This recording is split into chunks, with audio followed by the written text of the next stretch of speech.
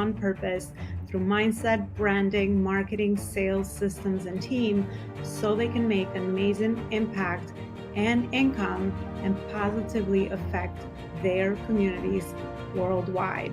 Ensure that you are sharing this show, you're subscribing, and you also are leaving us a review so we can create more amazing content around those areas to help you level up to the next level and also bring amazing guest experts that can share their knowledge and expertise with you so that you can create amazing legacy. All right, Legacy Builders, welcome back to another show. I'm so excited to be back with you. Another amazing guest and conversation. And today we're going to talk about 7 habits for highly effective centric leaders. I know that this is a topic that will be very timely for you and also something that you will walk away with lots of value from. So I want to introduce my guest today, Stan Gibson. He's an expert in this area and field, and looking forward to getting to know him better as well. So Stan, welcome to the show. And I would love to have you share some of the most meaningful moments that led you to the work that you're doing today.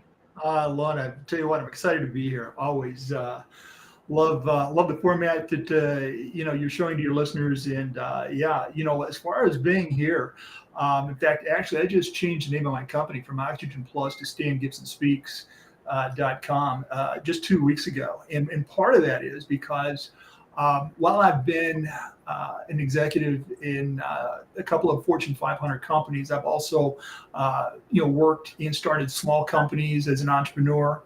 But the one thing that's been consistent along the way, Elona, is, I've done a lot of motivational speaking. I've done a lot of speaking on leadership and how leaders become leaders. I've written a book called Living a Rich and Intentional Life, which gets into also a lot of the neuroscience around how leaders need to show up. With sleep, with nutrition, with exercise. And so with all of those things, I decided it was the time for me to change the name of my company into StanGibsonSpeaks.com, because that's what I do.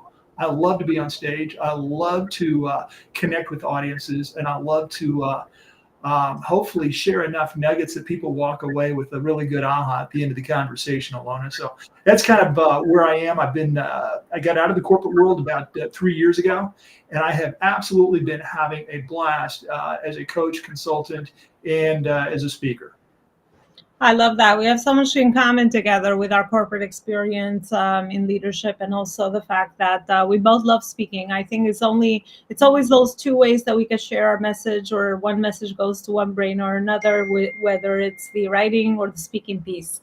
And for me, the speaking has always felt so much more closer to my heart. And as we could share, our messages through storytelling and through just relaying information that we think it can add value to somebody else. So I love that you actually have pivoted and repurposed the brand and yourself and the work that you're doing out there. And I think that's a great message for a lot of evolving leaders. As we evolve, grow, we get to reinvent ourselves into the levels or into the problems that we really feel compelled to solve out there in the world. So that's really, really amazing. So let's dive right into the topic. I mean, you've been someone in leadership positions before, so I'm sure this is definitely something that is definitely not new to you. So you speak a lot from your wisdom and experience. What are some of those 7 habits for highly effective leaders that you'd like to share with us? Yeah, and I'll tell you what, the term that I've really latched onto is people-centric leadership and people-centric cultures.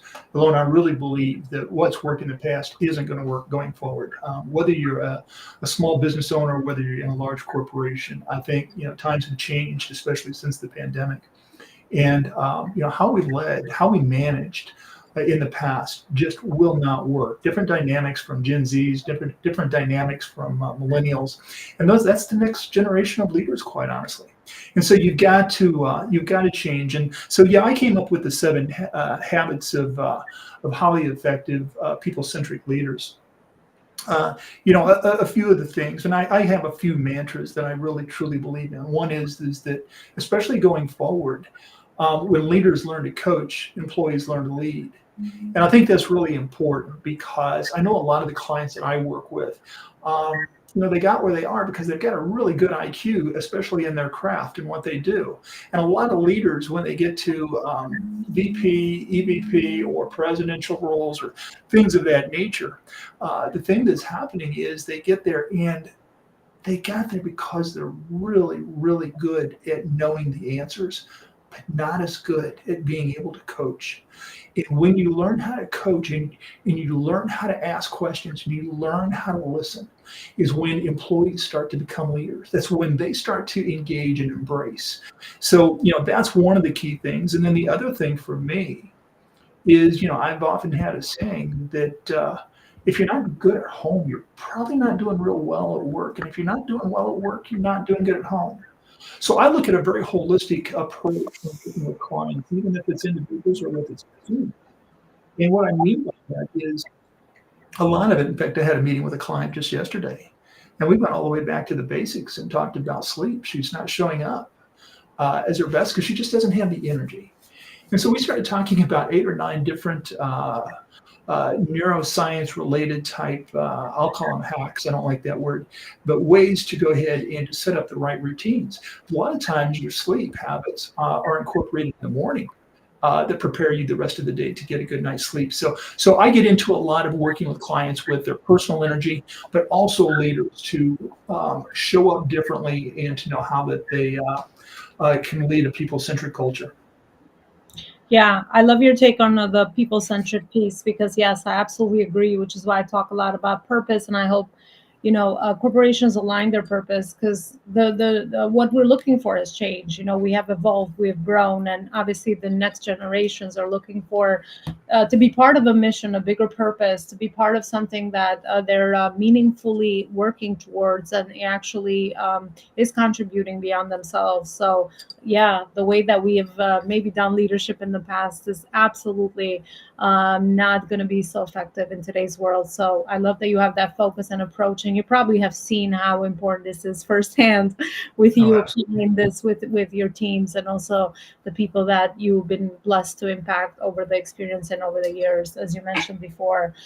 So let's go back to, I love the holistic approach, by the way, as well, because just like anything, we're complex human beings. We can't just isolate ourselves from just Right. our work piece or our business or relationships, right? We were integrating all these different dynamics, or aligning, I guess is the word that now it's like the next level word, back, besides what we used to call work-life balance. I feel like because even science is now understanding these things at a deeper level. So we need to reformat, and we're learning new ways to think about these things. So what are those 7 habits that you have seen that you maybe have implemented in your own life as a leader, and also with the clients that you're working with, that you feel are the most important, or the most crucial habits that we need to develop as leaders, as we learn, grow, and evolve, and expand, and create more impact? Yeah, thanks, Elona. And as I go through these 7, they might sound very simplistic, but when you start to peel back the different layers behind them, there's a lot of science. There's a lot of there's a lot of knowledge and routines and habits, and there's a lot of things that go into them at even a deeper level. One of the things, and again, it sounds very, very simple, but it's really not. It's just, how many leaders do you work with, Elona, that get so busy and they're working in the business, not on the business. And when you start to talk to certain leaders about, are you working on the business? Well, there's always a crunch for time. They're traveling, they're working, they're putting out fires, basically.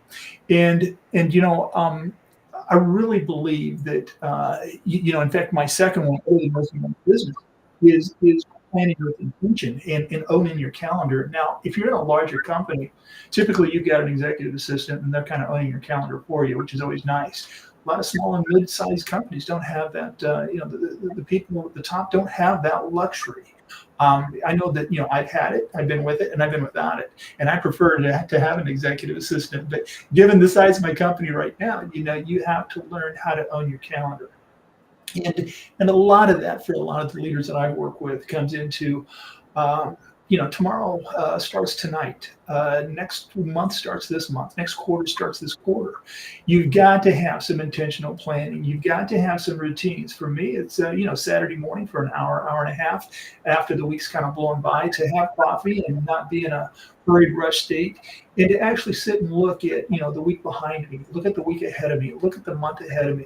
And it's getting your arms around calendarizing, what's important. How are you moving big rocks and you're trying to delegate out the small pebbles and the things that we often get caught up in. So I think that those first two, working on the business, is important versus in the business, and then planning with intention is a science in and of itself. I even work with a lot of clients as to their morning routines. Uh, as far as I always believe, the first hour and a half of every morning should belong to you, and I'll get into that in one of the other helpful hints that I have a little later on.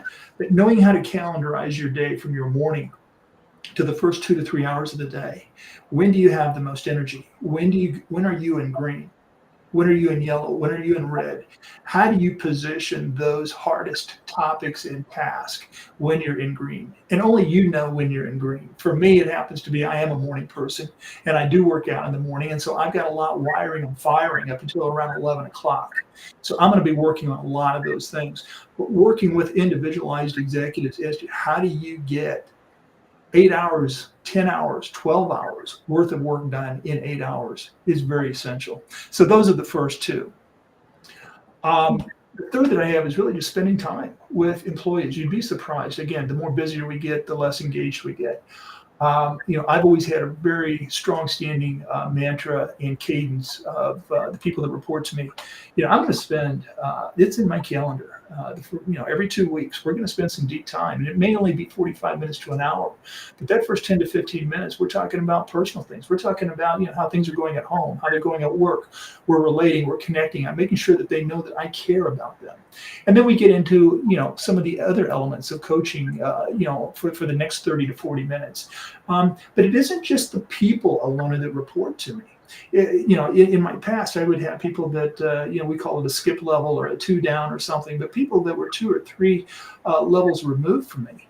It's extremely important that, you have them in a cadence. Maybe it's once a month, maybe it's every 6 weeks, but getting to know, getting connected, that's the only way that you can get people to come back and engage and tell you what's going on out in the playing field, out where the customers actually reside.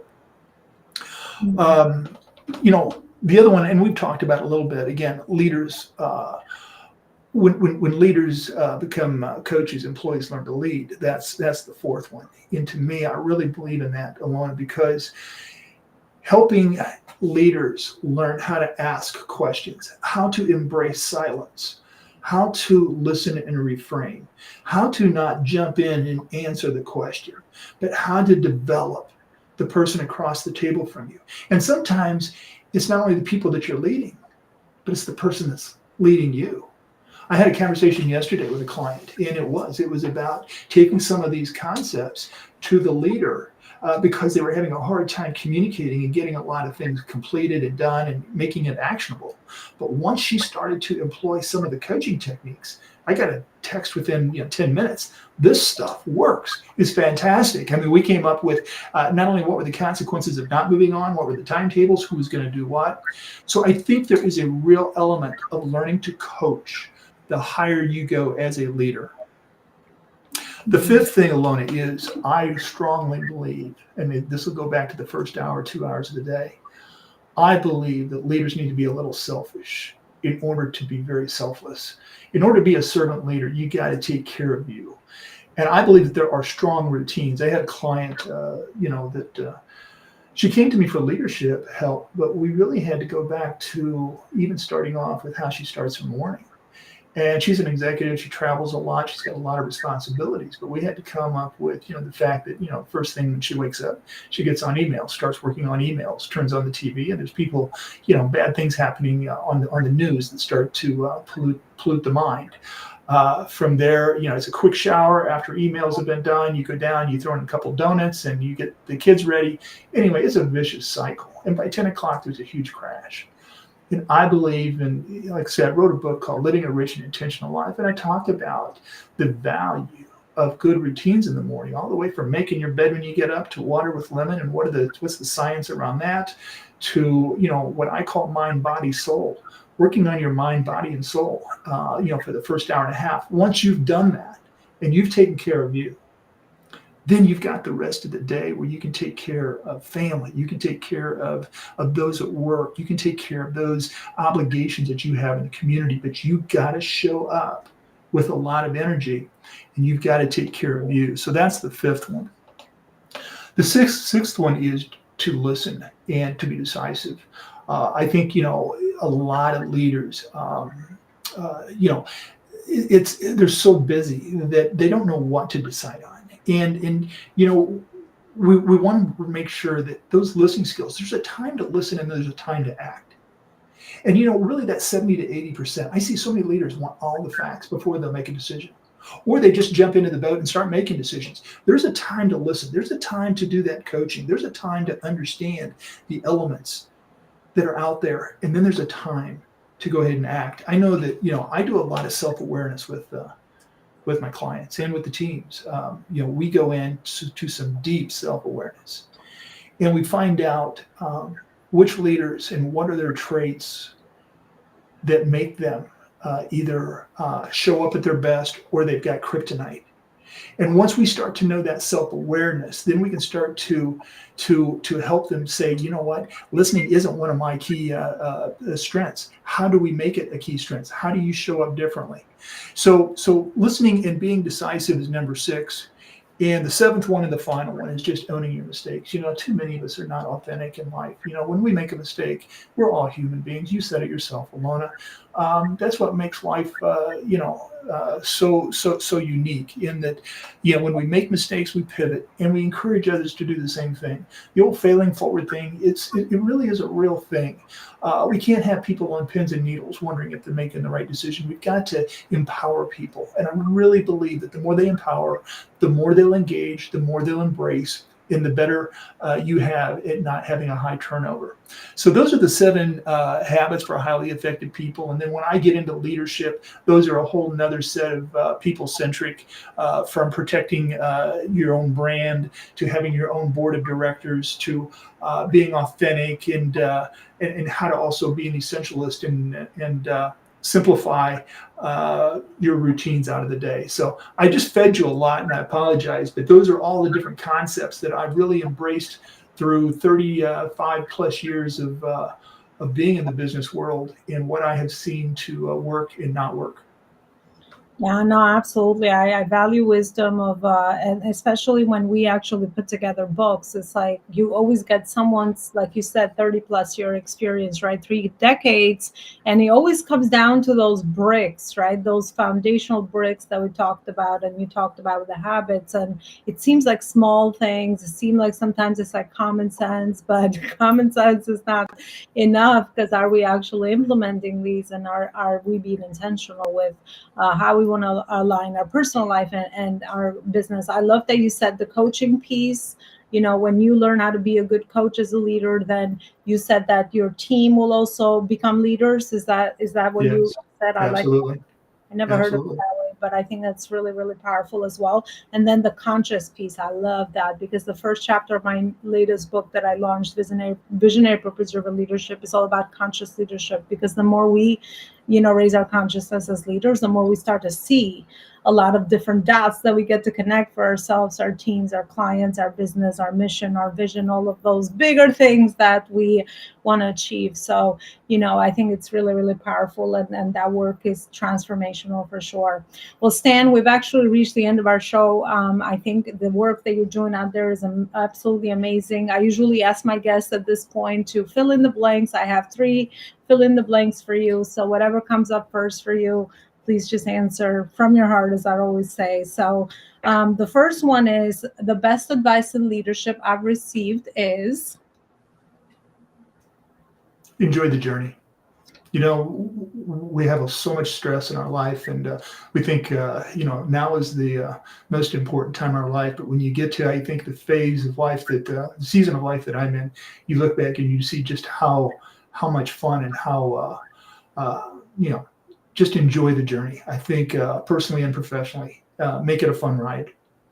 Yeah, it's always about who we become, right? It's powerful. My best creative outlet is?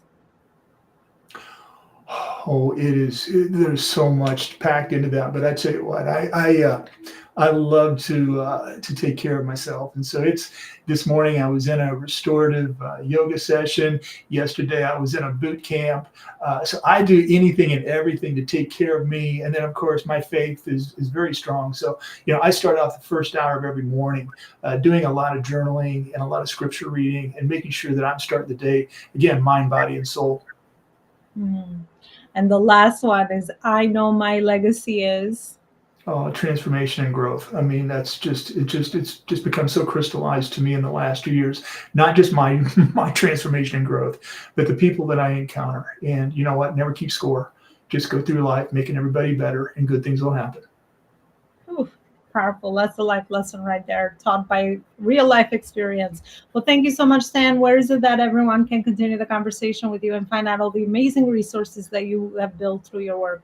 So, like I said, we just changed the name of the company and the website too. So please go to stangibsonspeaks.com. And when you go there, you'll also see that you can have a copy of uh, um, the seven habits of highly effective people-centric leaders. So stangibsonspeaks.com. And I'd love to also connect with you on LinkedIn. So you'll find all that stuff on my website.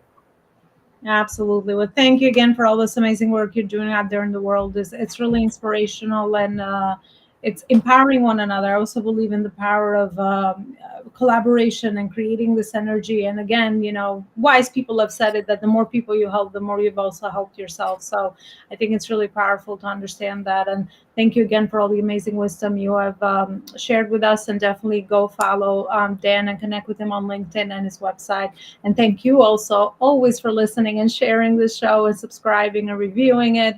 I really appreciate it, so that we can bring more amazing guests just like Stan, that are doing phenomenal work out there in the world to change the world and to really impact others. Thank you so much for being here, and I'll see you next time with another amazing guest and interview. Bye, everybody. Thank you. I want to share with you the 4 books that would change your life personally and professionally.